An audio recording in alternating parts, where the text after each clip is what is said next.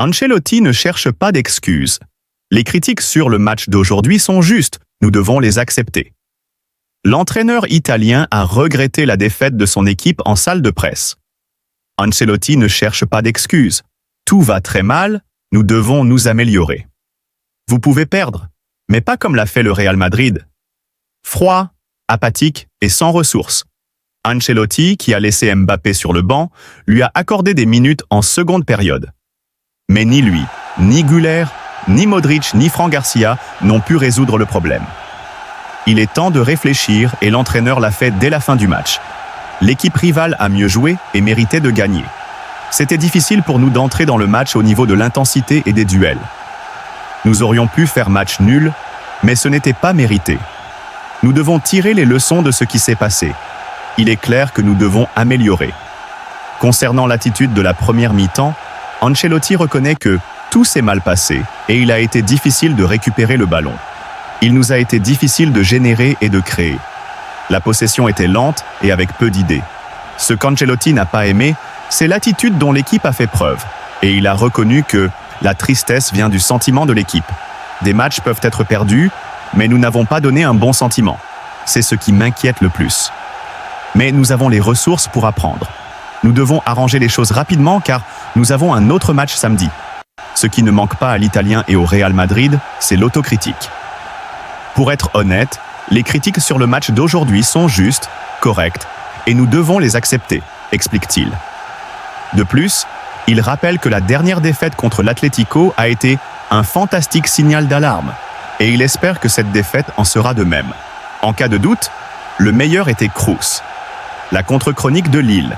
Real Madrid, 1 par 1. Analyse et évaluation des joueurs du Real Madrid. Pas un seul fan du Real Madrid ne devrait être surpris par ce qui arrive au Real Madrid en ce début de saison. Et il ne devrait pas y avoir beaucoup de reproches et tomber avec défaite dans le cliché selon lequel les joueurs ne courent pas. Le diagnostic est différent et il est clair. Kroos est porté disparu. L'Allemand a fait jouer Madrid comme des anges dès le jour de ses débuts, avec une seule séance d'entraînement, et l'Allemand a laissé l'équipe sans match depuis le jour où il a raccroché les crampons.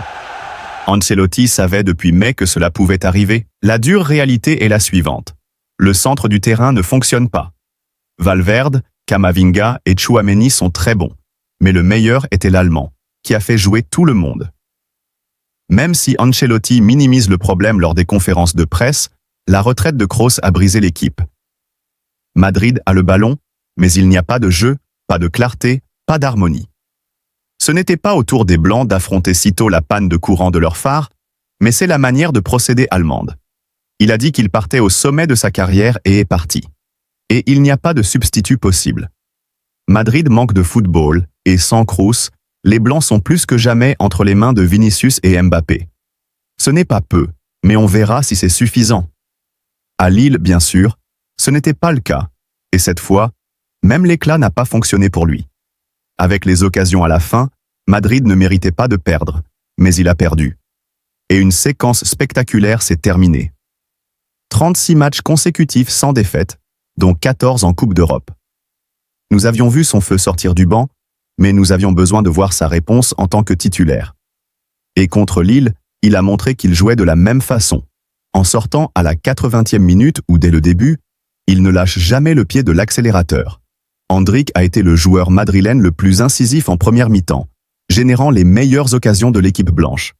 Il assure également la pression et le travail en défense. Endrick est un joueur polyvalent avec un physique merveilleux, mais il a surtout de l'enthousiasme. En jouant comme ça, il va rendre la tâche difficile à Rodrigo. Bien sûr, il faut mieux mesurer. Son emphase l'amène à réaliser des tacles coriaces qui peuvent lui poser des problèmes. Contre Lille, il a écopé d'un carton jaune pour un tacle violent dans la presse.